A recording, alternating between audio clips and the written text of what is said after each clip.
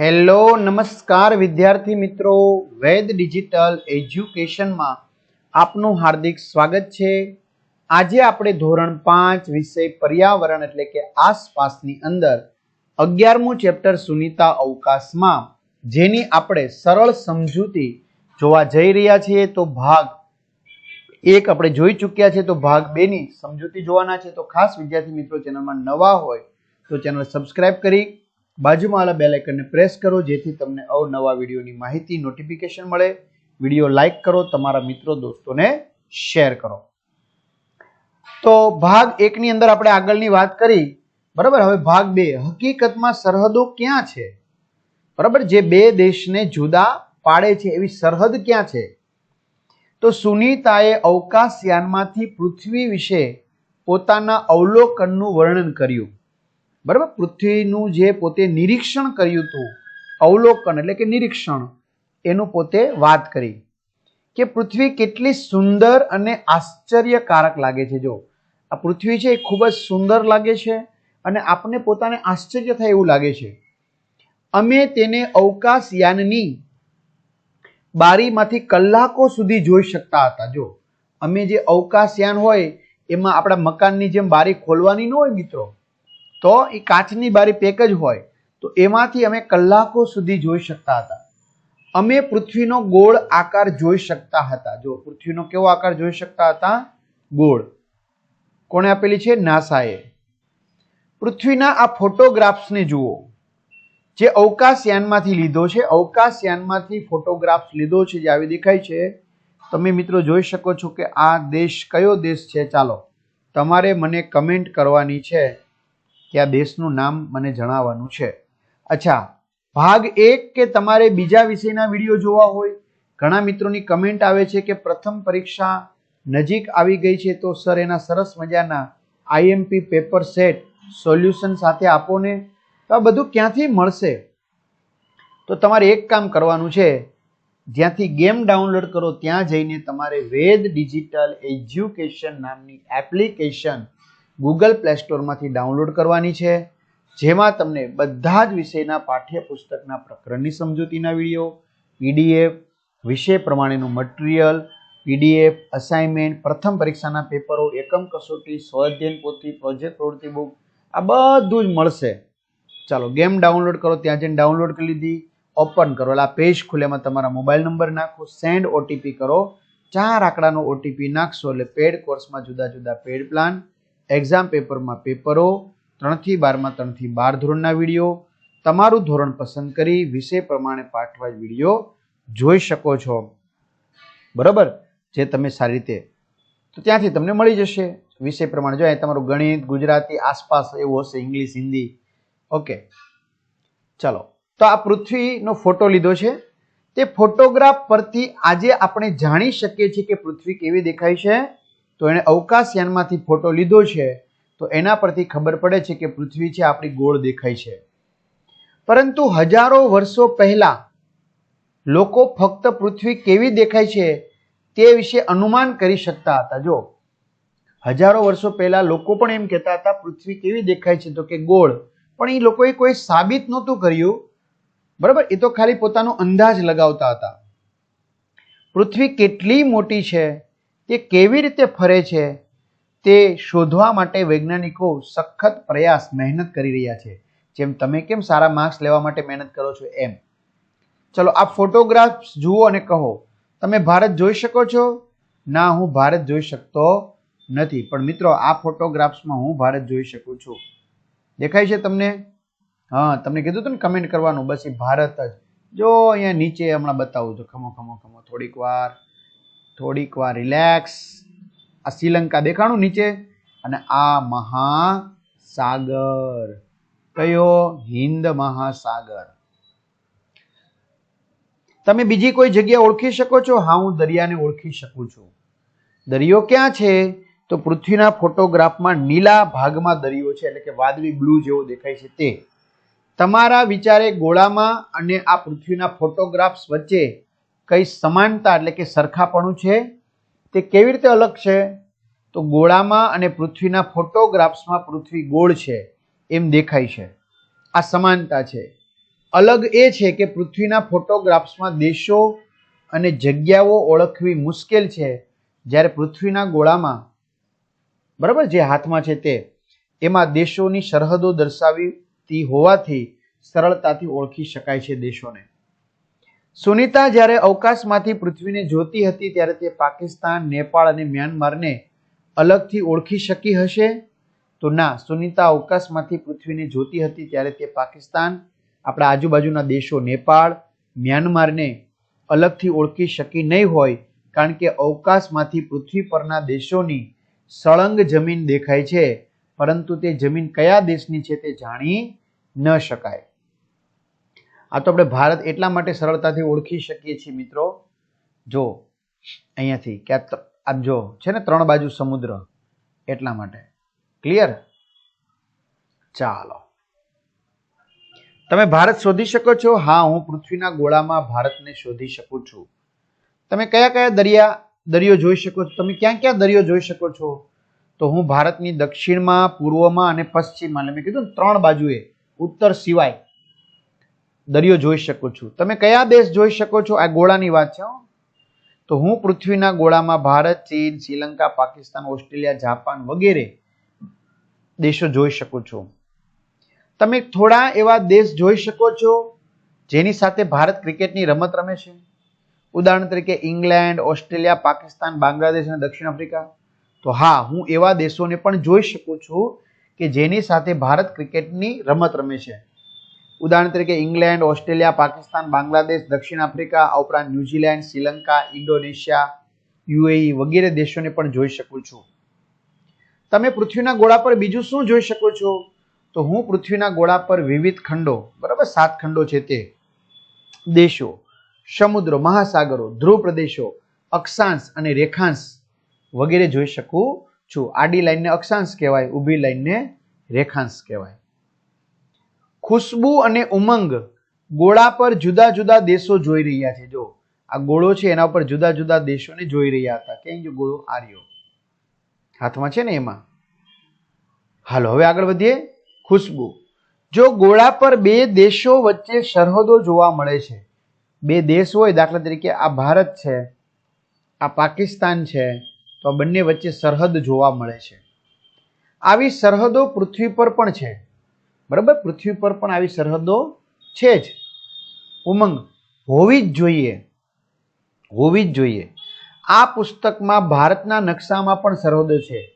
અહીં જો ને 2 રાજ્યો વચ્ચે પણ સરહદો છે. જો ભારતનો નકશો બતાવે છે, તો ભારતના નકશામાં પણ સરહદ છે. જો અહીં 2 રાજ્યો જે છે એમની વચ્ચે પણ સરહદ છે. જો હિમાચલ પ્રદેશ, જમ્મુ કાશ્મીર છે ને, પંજાબ, આ હરિયાણા છે ને, તો એમની વચ્ચે પણ સરહદ છે. ખુશ્બુ, જો આપણે દિલ્હીથી રાજસ્થાન જઈએ તો શું આપણને આ સરહદો જમીન પર જોવા મળે? હા, દિલ્હીથી રાજસ્થાન, જો આ દિલ્હી છે ત્યાંથી તમે રાજસ્થાન જાઓ તો આ સરહદ છે એ જોવા મળે છે ને. ચલો, ભારતના નકશાને જુઓ અને કહો કે આપણું ગુજરાત છે. હા, એમનું પાટનગર ગાંધીનગર, રાજસ્થાન પાટનગર જયપુર. એમ તમે જે રાજ્યમાં રહો છો તે શોધી બતાવો. તો હું ગુજરાત રાજ્યમાં રહું છું, નકશામાં મેં શોધી બતાવ્યું છે. બતાવ્યું ને આપણે? બસ. તમે જે રાજ્યમાં રહો છો તેની પડોશમાં કયા કયા રાજ્યો આવેલા છે બાજુમાં?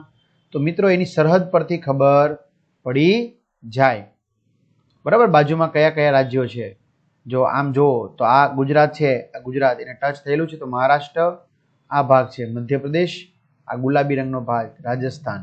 તો રાજસ્થાન, મધ્યપ્રદેશ અને મહારાષ્ટ્રને એમની સરહદ સ્પર્શ કરે છે. એટલે કે છે હું ગુજરાત રાજ્યમાં રહું છું, ગુજરાત રાજ્યની બાજુમાં રાજસ્થાન, મધ્યપ્રદેશ અને મહારાષ્ટ્ર રાજ્ય આવેલા છે.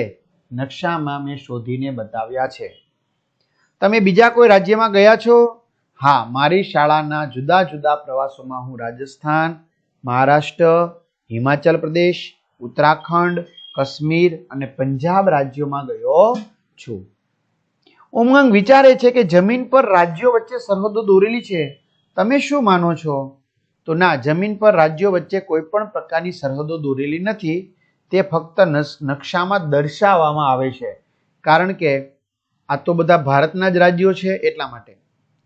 જ્યારે સુનીતાએ પૃથ્વીને અવકાશમાંથી જોઈ તેને તે ખૂબ જ સુંદર લાગી. બરાબર, પૃથ્વીને અવકાશમાંથી જોઈ તો એને બહુ સુંદર લાગી.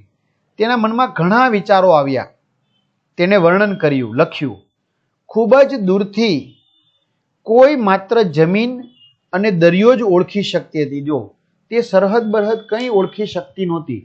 તે દૂરથી માત્ર શું ઓળખી શકતી હતી? જમીન અને દરિયો જ. જુદા જુદા દેશો કોઈ જોઈ ના શકે, કોઈ જોઈ શકતું નહોતું. દેશોના ભાગલા આપણે પાડ્યા છે. જો આપણે ભાગલા પાડ્યા છે. નકશામાં સરહદો આપણે બનાવી છે. બરાબર, બાકી કઈ છે નહીં. તે આપણા મગજમાં છે કે મારો દેશ છે, આ મારી સરહદ છે, મારી વસ્તુ છે. એમ મારી ઈચ્છા છે કે આપણે બધાએ તેના વિશે વિચારવું જોઈએ કે સરહદ રહેવી જ ન જોઈએ. બરાબર ને, બધા હળી મળીને વિશ્વ શાંતિ સ્થાપે એવી રીતે હોવી જોઈએ. હકીકતમાં સરહદો ક્યાં છે? ચલો આકાશ તરફ જુઓ, એમાં સરહદ છે ભાઈ ક્યાંય? નહીં. ઓકે. ઉમંગ તે ચંદ્ર સામે જોતા આંખ બંધ કરે છે, ચંદ્ર સામે, અને સિક્કો છે એ આગળ અને પાછળ કરે છે. જુઓ, હું ચંદ્રને સિક્કા પાછળ સંતાડી શકું છું. જો આ ચંદ્ર છે એને સિક્કાની પાછળ સંતાડી શકું છું. ખુશ્બુ, વાહ, આટલા મોટા ચંદ્રને આટલા નાના સિક્કાથી સંતાડી દેવો, વાહ ભાઈ વાહ. તો એક સિક્કામાં આ ચંદ્રને સંતાડી દેશ. ચાલો, તમે પણ સિક્કા વડે આવું કરવા પ્રયાસ કેમ નથી કરતા? તો હું એક આંખ બંધ કરીને બીજી આંખ સામે સિક્કો રાખવાથી સિક્કાની પાછળ ચંદ્રને સંતાડી શક્યો. મારો પ્રયાસ સફળ થયો. સિક્કાની પાછળ હું આ ચંદ્રને સંતાડી શક્યો. મારો પ્રયાસ જે હતો, પ્રયત્ન, એ સફળ થયો. તમે ચંદ્રને સંતાડવા સિક્કો તમારી આંખથી કેટલો દૂર રાખશો? તો હું ચંદ્રને સંતાડવા સિક્કો મારી આંખથી અંદાજિત કેટલો દૂર રાખીશ? 10 થી 15 સેમી જેટલો દૂર રાખીશ. ચલો વિચારો, ચંદ્ર સિક્કા જેવો સપાટ છે કે દડા જેવો ગોળ? તમે શું વિચારો છો? તો ચંદ્ર છે દડા જેવો શું છે? ગોળ છે. તમે ક્યારેય રાત્રે આકાશ ધ્યાનથી જોયું છે? હા. ઝબકતા તારા ચમત્કારી નથી દેખાતા? તારાઓ છે ટમટમતા દેખાય છે કે નહીં? એ ચમત્કાર થતો એવું લાગે છે કે નહીં? તો કે હા. અને ક્યારેક ચંદ્ર રૂપેરી અને તેજસ્વી દેખાય છે? ક્યારેક ચંદ્ર રૂપાળો અને તેજસ્વી દેખાય છે? હા. તો ક્યારેક તે રાત્રિના અંધકારમાં દેખાતો જ નથી. ક્યારે નથી દેખાતો? અમાસના દિવસે અને પૂનમના દિવસે ગોળ થાળી જેવો દેખાય છે ને. ચલો, આજે રાત્રે ચંદ્ર જોવાનો છે અને તે જેવો દેખાય છે તેવો તમારે દોરવાનો છે. બરાબર, આળસ કરતા ન હો મારી ઘોડે. 1 અઠવાડિયા પછી અને ત્યારબાદ 15 દિવસ પછી તમારે જોવાનો છે અને દોરવાનો છે. 27 તારીખે આજની છે શરૂ કર્યો, આજે આવો દેખાય છે. 1 અઠવાડિયા પછી એટલે 3 તારીખે આવો દેખાય છે અડધો, અને 10 તારીખે 15 દિવસ પછી આપણે સંપૂર્ણ ગોળ દેખાય છે, થાળી જેવો. અરે વાહ. ચલો શોધી કાઢવાનું છે વિદ્યાર્થી મિત્રો. હવે પૂછી પૂનમ ક્યારે છે? તે દિવસે ચંદ્ર કયા સમયે ઉગશે? હવે તમારે સમય નોંધવાનો છે. જો અહીંયા બીજ છે ને, ઈદ. તે દિવસે ચંદ્ર કેવો દેખાય છે? દોરો. હવે પછી પૂનમ ક્યારે છે તે? તો હવે પછી પૂનમ 9મી ફેબ્રુઆરીએ 2020 ના રોજ છે. તે દિવસે ચંદ્ર 18 કલાક અને 40 મિનિટે એટલે કે સાંજના 6 કલાક અને 40 મિનિટે ઉગશે. તે દિવસે ચંદ્ર થાળી જેવો ગોળ દેખાશે. આ 9 તારીખની આકૃતિ દોરી છે ફેબ્રુઆરીની. ચંદ્ર સાથે કયા તહેવારો સંકળાયેલા છે? તો દિવાળી. કેમ? તો આસો વદ અમાસ એટલે ચંદ્ર ન દેખાય. ભાઈ બીજ, બીજને દિવસે દેવ દિવાળી. મહાશિવરાત્રી, હોળી, રામનવમી, હનુમાન જયંતિ, રક્ષાબંધન, જન્માષ્ટમી, ગણેશ ચતુર્થી વગેરે તહેવારો ચંદ્ર સાથે સંબંધિત છે. કારણ કે ગણેશ ચતુર્થી ચોથને દિવસે આવશે એમ. ઈદ પણ ચંદ્રની સાથે જોડાયેલો તહેવાર છે. ચલો, રાત્રે આકાશમાં 5 મિનિટ ધ્યાનથી જુઓ. તમે શું જોઈ શકો છો? તો રાત્રે આકાશમાં ચંદ્ર તથા તારાઓ દેખાય છે. વળી ખરતા તારો ખરતો હોય, તારો નીચે પડતો હોય, બરાબર, એના પ્રકાશિત આવો જો લીસોટો દેખાય છે. અને કેટલાક ગ્રહો પણ વિદ્યાર્થી મિત્રો શું થાય છે? દેખાય છે. આગળ તમને આકાશમાં કંઈ ફરતું દેખાય છે? તમારા મતે તે શું હોઈ શકે છે? તારો, ઉછળિયો તારો કે કૃત્રિમ ઉપગ્રહ? ચાલો, કૃત્રિમ ઉપગ્રહ એટલે માણસે બનાવેલો ઉપગ્રહ કે જેનો ઉપયોગ ટીવી, ટેલિફોન અને આબોહવા હવામાન સંબંધિત જાણકારી મેળવવા માટે થાય છે.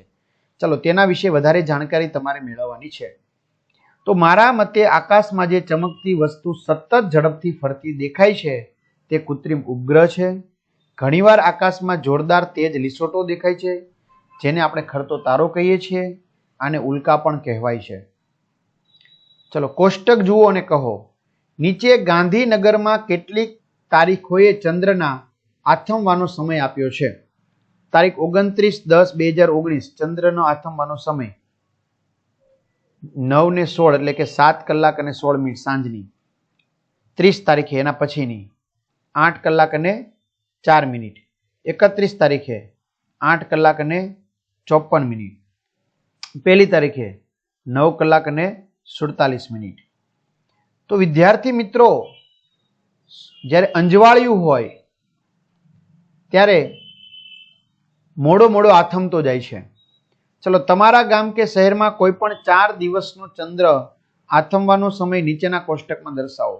તો 27/1/2020 ના રોજ સાંજે 8 વાગે આથમે છે. 28/1/2020 ના રોજ 8 વાગ્યા અને 48 મિનિટે આથમે છે.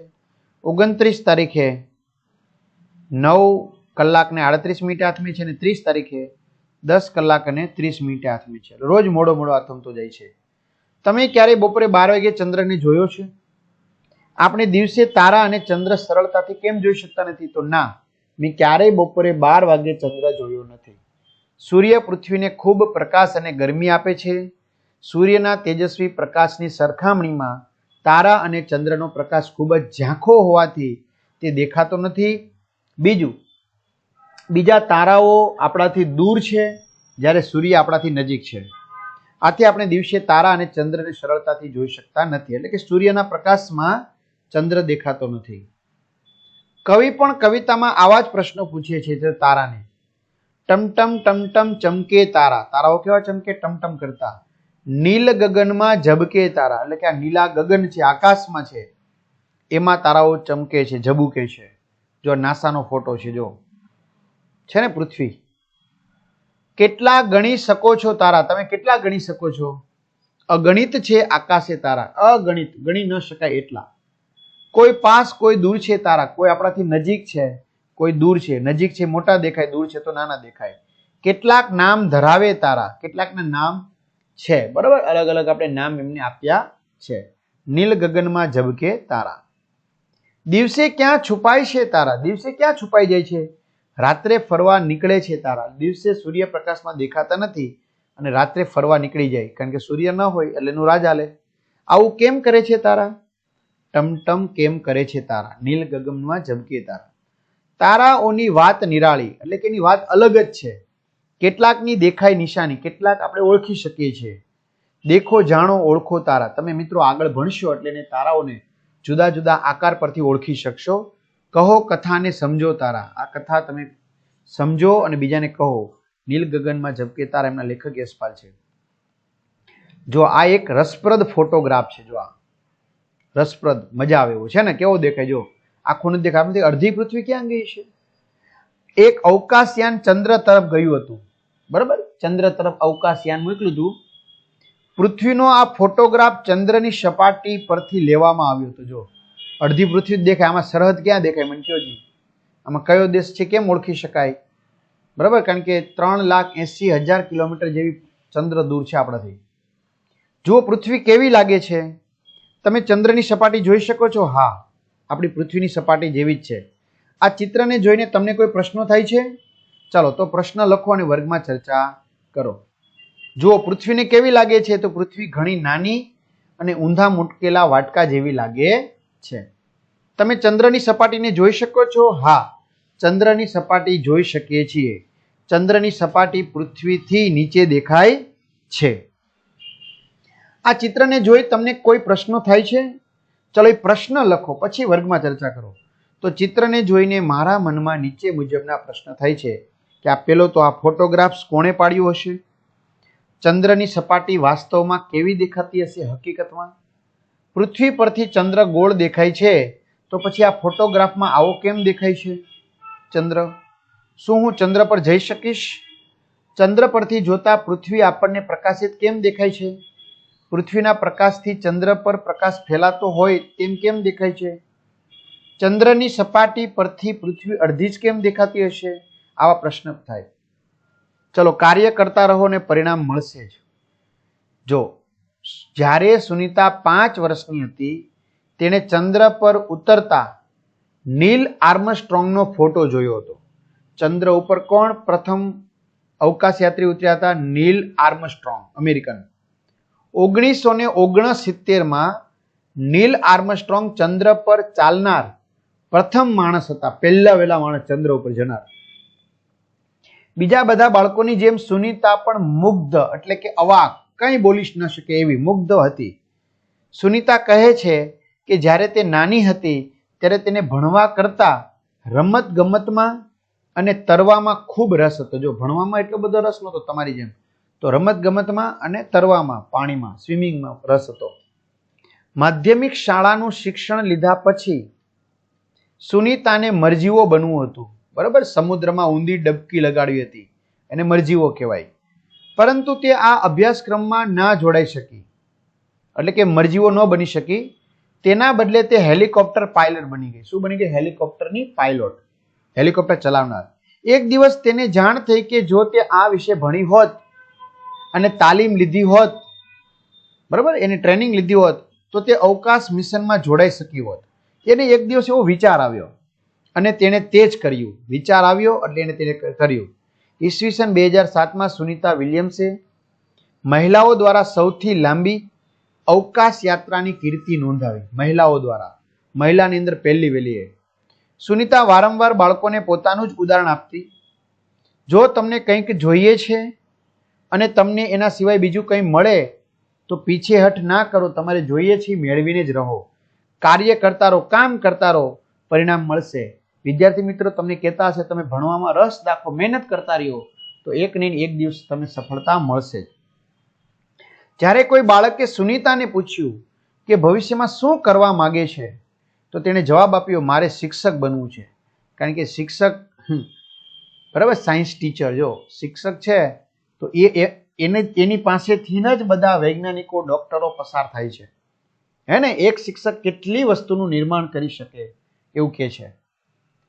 જેથી હું બાળકોને સમજાવી શકું કે ગણિત વિજ્ઞાન આપણા જીવન સાથે કેટલા નજીકથી જોડાયેલા છે, સંકળાયેલા છે, એવું કહી શકું. ચલો, આપણે શું શીખ્યા? બાળકો લપસણી પરથી હંમેશા નીચે જ આવે છે, તે લપસણી પર ઉપર કેમ જતા નથી? જો આ લપસણી સુનીતાના અવકાશયાનમાં હોત તો બાળકો આવું કરી શકતા હોત? કેમ? તો બાળકો લપસણી પરથી હંમેશા ઉપરથી નીચે ગુરુત્વાકર્ષણ બળના કારણે જ આવે છે. કેમ કે ગુરુત્વાકર્ષણ બળ ઉપરથી નીચે તરફ લાગે છે. આ લપસણી સુનીતાના અવકાશયાનમાં હોત તો બાળકો લપસણી પરથી લપસી શક્યા ન હોત અને હવામાં તરતા હોત, કારણ કે અવકાશમાં ગુરુત્વાકર્ષણ બળ લાગતું નથી. ચલો, આપણે તારાઓ મોટે ભાગે રાત્રે જ કેમ જોઈએ છીએ? તો તારાઓની સરખામણીમાં સૂર્ય પૃથ્વીથી ખૂબ જ નજીક છે. સરખી તેજસ્વીતા ધરાવતા બે પદાર્થો પૈકી જે નજીક હોય તે આપણે વધારે પ્રકાશિત લાગે. આથી સૂર્ય નજીક છે એટલે સૂર્યનો પ્રકાશ તારાઓના પ્રકાશ કરતાં વધારે તેજસ્વી લાગે છે. આથી દિવસે સૂર્યના તેજસ્વી પ્રકાશની સરખામણીમાં તારાઓનો પ્રકાશ ખૂબ જ ઝાંખો લાગતો હોવાથી દિવસે તારાઓ દેખાતા નથી, રાત્રે સૂર્ય દેખાતો નથી. તેથી આપણે તારાઓ મોટા ભાગે રાત્રે જોઈએ છીએ. ચલો, પૃથ્વીને અવકાશમાંથી જોઈને સુનીતાએ કહ્યું, જુદા જુદા દેશો અહીંથી જુદા જોઈ શકાતા નથી. આ સરહદો કાગળ પર છે, તે આપણે બનાવી છે. તો તમે આ વિધાન દ્વારા શું સમજ્યા? તો સુનીતા, આ વિધાન દ્વારા હું સમજ્યો કે દેશોની સરહદો માનવીઓ દ્વારા પોતાના સ્વાર્થ માટે બનાવવામાં આવેલી છે. પ્રકૃતિએ ધરતી પર કોઈ સરહદો બનાવી નથી. પ્રકૃતિની નજરમાં તો આપણે બધા, એટલે કે સમગ્ર વિશ્વ પૃથ્વીના નિવાસી છીએ, પૃથ્વી પર રહેનારા છીએ, એટલે કે વસુધૈવ કુટુંબકમ ની ભાવનાથી જોડાયેલા છીએ. બરાબર વિદ્યાર્થી મિત્રો, આ તમને વિડીયો કેવો લાગ્યો ચોક્કસથી કમેન્ટ કરજો. બરાબર, અને ખાસ લાઈક કરજો, એપ્લિકેશન ડાઉનલોડ કરજો, જેથી કરીને અમને મન થયા રાખે કે તમને નવી નવી માહિતી આપીએ શકીએ. તો અહીંયા સુધી રાખીએ. અસ્તુ. જય હિન્દ, જય ભારત.